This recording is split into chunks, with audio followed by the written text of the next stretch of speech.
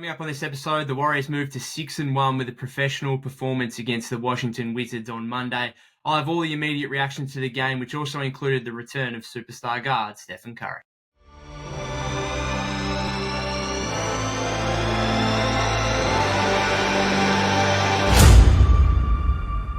Welcome back to the Golden State with Mates podcast after the Warriors got their fourth straight win, a 125-112 victory over the Washington Wizards on Monday. I apologise for not doing a post-game live. It's currently just gone 2 p.m. my time here in Australia, just after 8 p.m. Pacific time in the States for those of you that are there. A little bit of a selfish reason, I suppose. The Melbourne Cup is on in less than an hour now, which is the race that stops the nation, and will certainly stop me. I'll be on the couch watching that. And when I do a post-game live, I don't really want to set a time frame on how long it will go for. So I wanted to make sure that the post-game live didn't eat into potentially watching the Melbourne Cup, and I didn't want to have to finish that up early before reading all your guys' comments out and stuff like that. So I'll be back on Wednesday for a post-game live after the Celtics matchup, which will be a huge one. There'll be plenty to discuss, no doubt about that. But on this game, I think I tweeted out a professional performance from the Warriors. Like, not a dominant one by any means. Like, ideally, you look at that first quarter and you think, okay, we might be on a roll here to hopefully get another, 20 plus, 25 plus blowout victory like we saw in the opening two games against the Trailblazers and the Jazz. But credit to the Wizards. They fought pretty hard. They've got some young talent. I kind of wrote about it before the game for Blue Man Hoop, just talking about, how good Jordan Poole's been playing and some of their young talent. Like, I think Bub Carrington, Alex Sarr came in, averaging the second and third most points among rookies in the league. Sarr was fourth among all players in blocks. So they've got a lot of young talent who are capable. And it was not one of those guys I mentioned. It was Keyshawn George who kind of lit it up for them early in the fourth quarter. But I thought the game was always kind of under control. From a Warriors standpoint, they built a 9-point lead by the end of the opening period. They were very locked in defensively in the first half. You just saw that first offensive possession for the Wizards where the Warriors got 2 block shots on the opening possession, and I just thought, okay, we're on. When you see that kind of defensive intensity and defensive effort, I was just like, yeah, okay, we're on. We're good to go here. We shouldn't have too many issues. But again, credit to the Wizards. They fought hard. They played hard. They've got some talent. I just thought, like, some of the Keyshawn George jumpers early in the fourth quarter, he's never going to be that hot again for the rest of the season. That was some BS. that was, yeah. The Warriors end up winning this game by 13. I think the Wizards, not to be disparaging at all, but I think some of their shots were a little bit lucky and a little bit fortunate in the second half. And the Warriors probably dropped their defensive intensity a little bit as well. And both teams started making some shots. It was 54-45 at halftime, and it ends up being 125-112. So both teams started to make some shots. Both teams had some lapses defensively. Both teams probably got lucky a little bit with just some shots going in.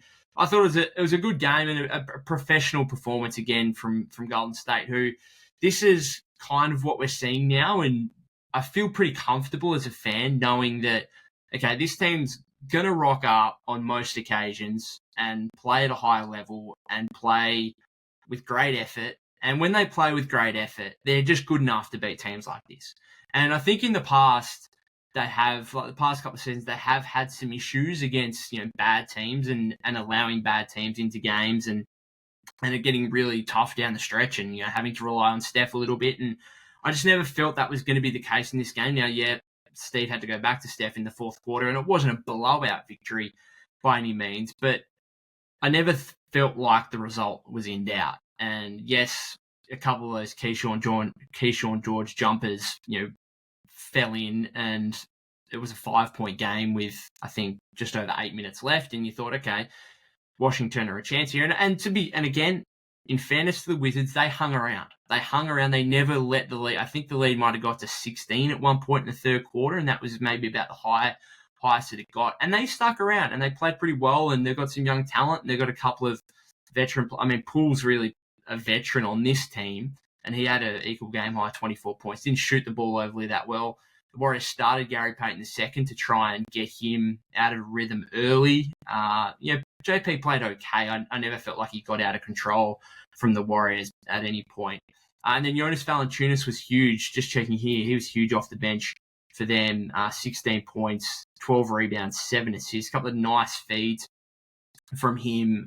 Getting 7 assists. That's a positive result. And I'm going to be interested to see where he ends up by the mid-season trade deadline, because he's certainly a player, got that money from the Wizards, 3-year, $30 million contract, and everyone just thought, okay, well, that's a contract that's going to be moved to somewhere else by the mid-season deadline. And I think that will still be the case, but he's certainly serving a purpose as a leader, as a veteran big man there. And so credit to him for playing well. Yes, he probably went to the Wizards more so just to get his bag, to get his money, and they were the team offering the most. But he's certainly playing a good role for them. So he played well, and between him and Poole, they got a couple of veteran-ish players there. JP's got playoff experience, got championship experience, obviously, and Valanciunas is a proven veteran in this league. So those two guys kind of leading a young squad, and they're dangerous. I mean, they beat the Atlanta Hawks on a couple of occasions, but I just always thought that the Warriors were in control of this game, even when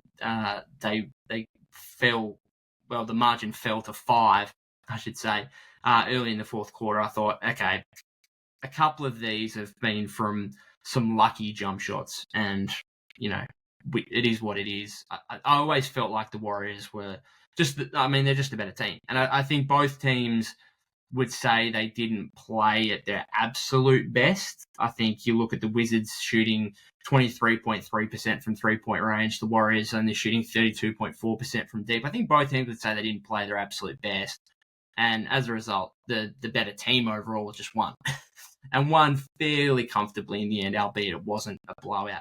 The biggest thing from this, obviously from a Warriors standpoint, was the return of Stephen Curry coming back off a 3-game absence with that ankle injury, which I think was a fantastic result. I thought when he obviously injured it initially and then came back in that fourth quarter against the Clippers and re-injured it straight away, I thought, this could be trouble. This could be problems. This could be, 2 or 3 weeks on the sidelines, and that could be 6 to 8 games. And with the Warriors' schedule coming up, that's a daunting challenge as it is, let alone without Steph Curry. So the fact that he was back after 3 games on a minutes restriction, 24 minutes, and played well, looked like Steph Curry. And I think that's obviously the biggest positive from a Warriors standpoint. He had 24 points, 7 of 15 shooting, 4 of 9 from 3-point range, 6 of 6 from the line, 3 rebounds, 6 assists, plus 9. Just looked like Steph. And that's all you can ask for, really, on a minutes restriction. So his impact is always going to be negated somewhat.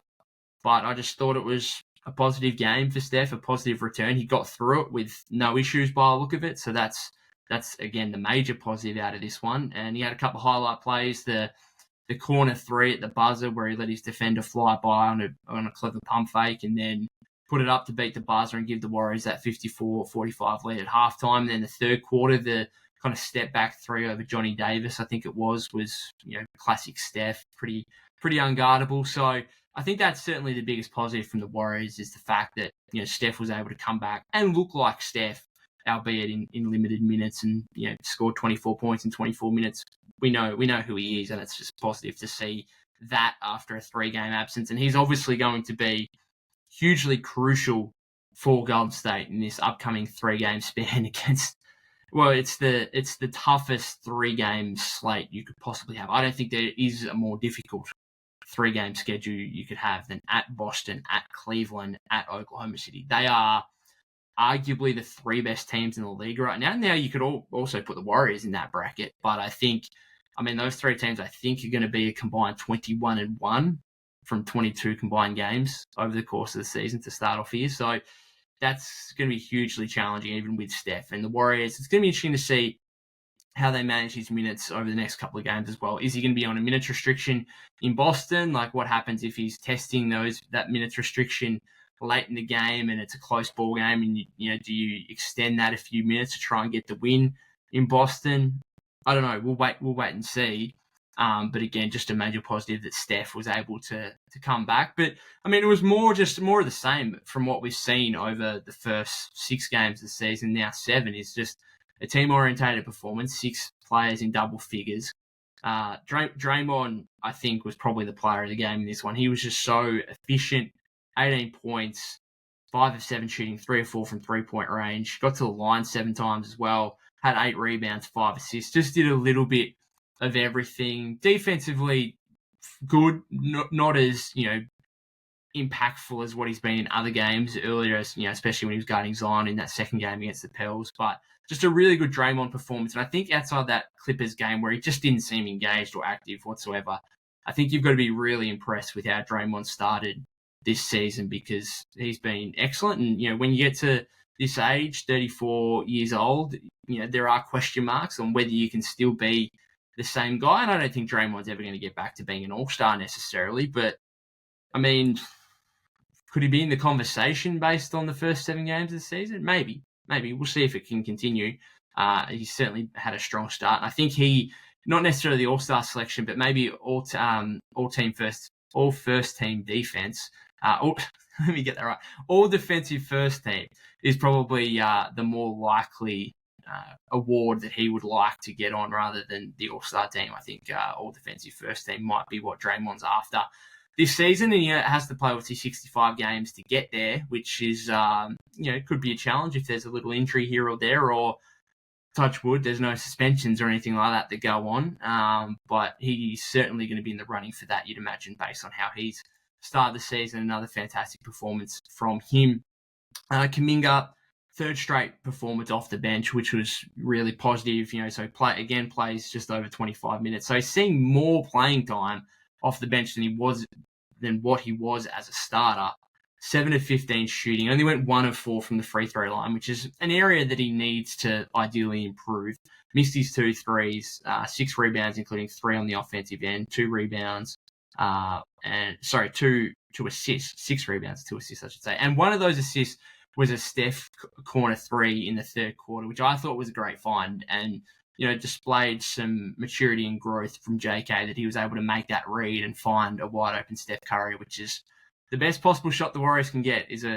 Maybe aside from an open layup or dunk, is a Steph Curry wide open 3. And so for JK to kind of read the defense and find Steph in that situation, I thought was a fantastic play from him. Again, the free throw shooting could be better. The efficiency wasn't quite there necessarily in this game, but still a solid performance from him. And I'm still interested to see what happens with the starting lineup as we move forward here. Can JK get back into the starting 5?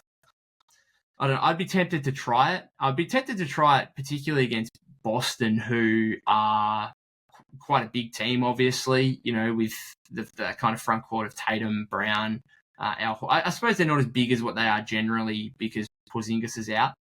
But I wonder if you can try and, do you need to try and lean heavy defense there, or do you need to try and lean even more into offense? Because we know the Celtics are going to put up a heap of threes, and if you put out a lineup that is challenged from a spacing perspective, then maybe you put yourself at a real disadvantage because the Celtics could just blow you away from beyond the arc. I don't know. We'll see what Steve goes to, because we saw a different lineup again with Steph and GP2 starting in the backcourt. So Moses out, Lindy Waters the third. Obviously, he was out anyway because going back to last game because Wiggins was back. But yeah, Steph, GP2, Wiggins, Draymond, TJD. Worked okay, I suppose. Like the GP2 thing was obviously to get him onto Jordan Poole and try and disrupt him. And then the start of the third quarter was a little bit different because you had Pods and Buddy Hield both starting alongside Wiggins, Draymond, TJD at the start of the second half because they were trying to manage Steph so he could close the game. So he came off the bench in the third quarter. And then within the first minute or so, Pods went off and was apparently just sick, just ill, which is a bit of a concern, but much better than if you had any kind of injury. So he only played 13 minutes, not a whole lot of impact. Didn't return after that first minute of the second half. Lindy Waters came in for him. So at one stage, it was basically the Warriors were starting Buddy Hield, Lindy Waters the third, Wiggins, Draymond, TJD at the start of the second half, which was a little bit unique. But this just goes down to the Warriors' depth, right? And again, Steve goes 12 deep. I think he would have only gone 11 if Pods had not left the game. I think, Lindy Waters didn't see minutes in the first half, played nearly 14 in the second half, so he played quite a bit. But I think moving forward here, if they are fully healthy until Melton returns, and I think they're probably just going to go 11, maybe against a team like the Celtics, again, you need to try and match their three-point shooting with Lindy Waters the third, possibly. But otherwise, again, I think it's going to be 11, and we'll wait and see what happens with Pods and his illness. It was a weird one. Steve said in the post-game presser that he hadn't told anyone about it, and when he asked to come out of the game at the start of the third quarter, Steve didn't know why or for what reason, and then Pods just left the game, went down to the tunnel, and I don't think he ever came back. So that was interesting, but fingers crossed he's okay. And I mean, it's a good result that because when he left, it was like, okay, what's going on here? This is weird.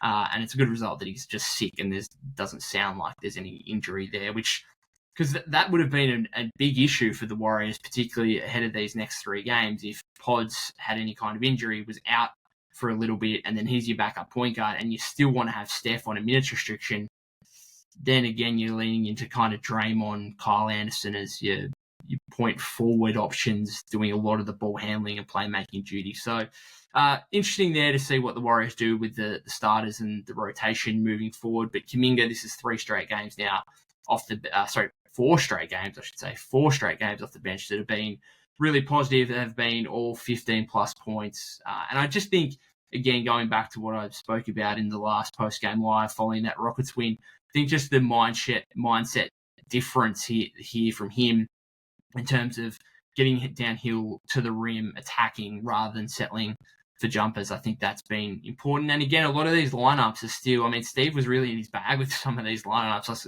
The fourth quarter when it was slow-mo at the 3 with Draymond and TJD, and I was like, whoa, okay, I didn't expect to see that trio together the whole season, let alone 7th game in.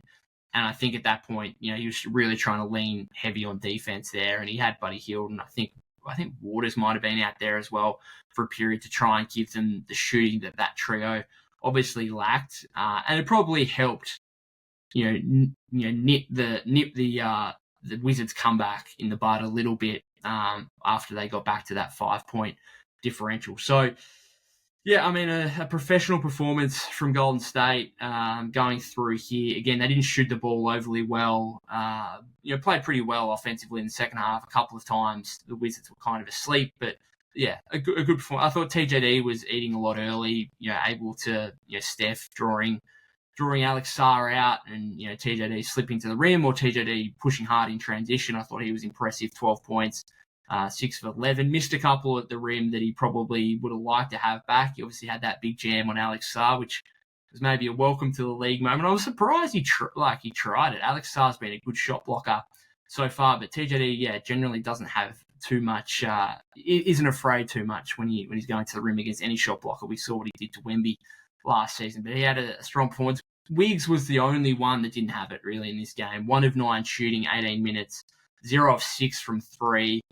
3 or 4 from the free throw line, 4 rebounds, 2 assists, 2 block shots. Just didn't have it offensively. Just couldn't make a jump shot. So it is what it is. You're going to have those games. He started off the season really well in terms of how his jumper's been looking and how they've been falling. So I'm not overly concerned with that. But it just goes, again, the depth that the Warriors have where Steve's like, okay, Wiggs, you clearly don't have it. You're only playing 18 minutes in this game. So that's no issue. The Warriors were able to cover that, and there's obviously going to be more challenging games moving forward where the Warriors need Andrew Wiggins a lot more. Moses played 15 minutes, 3 of 7, 10 points off the bench. I think that 15 minutes is going to be a storyline again where, okay, Lindy Waters comes out and plays 14 in the second half. Why didn't some of those minutes go to Moody?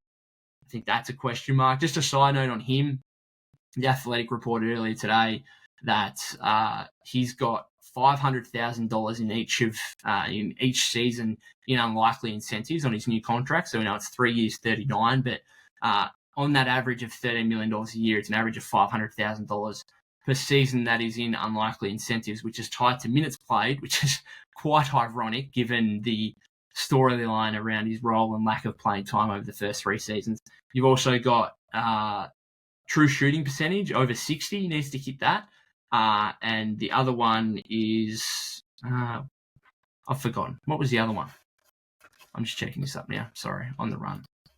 It was true shooting percentage,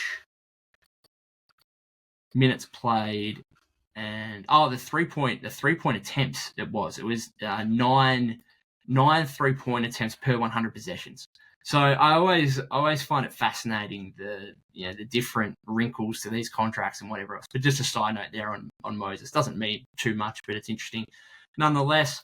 I think I'll finish it up there. Really, I mean, we've got the Melbourne Cup coming in half an hour's time, so might have a quick look there, place a couple of bets, hope that I get up. And other than that, the Warriors moving to 6-1. Strong start to the season, big 3-game slate coming up to finish this road trip. If the Warriors can get 1, I think that's fantastic. If they can get 2, then unbelievable.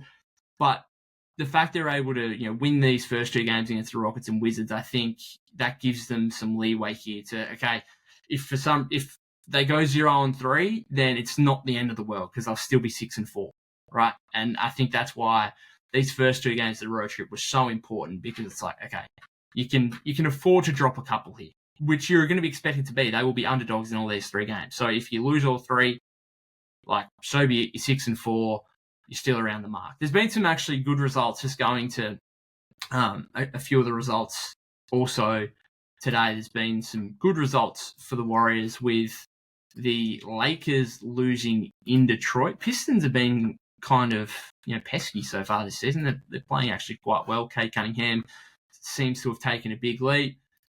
Looking at other results here, what happened in the Brooklyn Memphis? Brooklyn beat Memphis, so that's a bit of a surprise as well. So that's a good result for the Warriors in the Western Conference.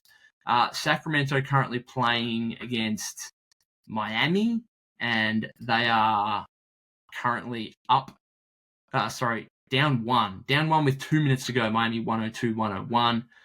Utah could get their first win over Chicago. No one really cares about that. Minnesota beating Charlotte by 14 currently. OKC beating Orlando, as you'd expect. And then the Pelicans and the Trailblazers. Probably like the Trailblazers to win that one from a Warriors standpoint, but the Pelicans are up 7 at the half. Of course, no basketball on tomorrow. The Warriors will be back on Wednesday against the Celtics at TD Garden. It's going to be a huge matchup. I'll be back for that one with a post-game live. I'll see what I'm doing tomorrow and whether or not I get a kind of preview episode out, looking at what might happen in that game, where the Warriors could win it, where there could be some issues for them against the reigning champions. We'll wait and see. But other than that, if you haven't subscribed to the YouTube channel already, that'd be greatly appreciated. If you are watching on YouTube, you would have seen I've been wearing a singlet. Bit unlike me, but it's bit unlike me when it comes to recording podcasts anyway. I do usually wear singlets, not just not usually when I'm recording, but it's a beautiful day outside, so it's just what I've been repping. If you haven't subscribed on YouTube, please do that. You can follow me at POC252. That's POK252 on X/Twitter, also on Instagram and TikTok, Golden State with Mates. And other than that, I'll see you on the next episode or on the post-game live after Wednesday's game against the Celtics.